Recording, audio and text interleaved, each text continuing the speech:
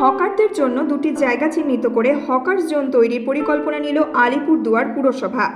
মঙ্গলবার পুরসভা চেয়ারম্যান প্রসেনজিৎ কর জানান, ফুটপাত দখল করে যে সমস্ত হকাররা দোকান চালাচ্ছিলেন তাদের জন্য থানামোড় ও ফুড কর্পোরেশন অফিসের সামনে দুটি জায়গা চিহ্নিত হয়েছে এবং আরও জায়গা দেখা হচ্ছে বলেই পুরসভা সূত্রের খবর। এ নিয়ে আগামীকাল হকারদের কাছ থেকে আবেদন নেওয়া হবে বলে জানা গিয়েছে।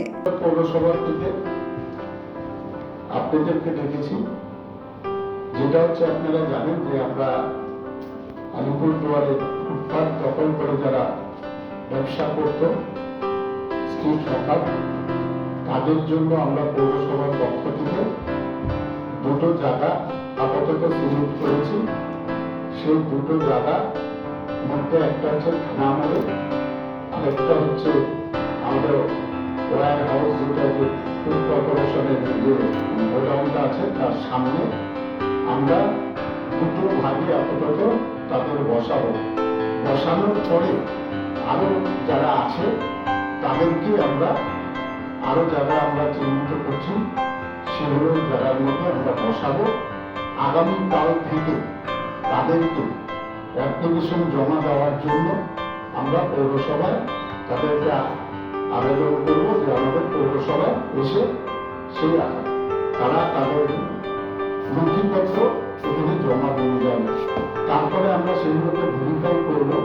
আগামীকাল থেকে শুক্রবারের মধ্যে সেই তারা অ্যাপ্লিকেশন জমা দেবে। তারপরে আমরা ভেরিফাই করে তাদেরকে চিহ্নিত করে দেব। একজন হকারকে আমরা একটাই জায়গা দেব। কেউ যদি দুটো তিনটে জিনিস নিয়ে বসতে চায় তাহলে সেটা তাকে অ্যালাউ করবো না।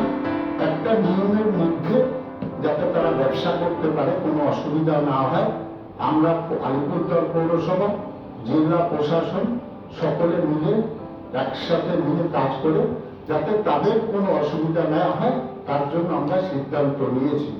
আমাদের মাননীয় মুখ্যমন্ত্রী জানেন যে হকারদের প্রতি তিনি সহানুভূতিশীল, তাই আমাদেরকে বলেছেন, আমরা তার ব্যবস্থা করে দিচ্ছি।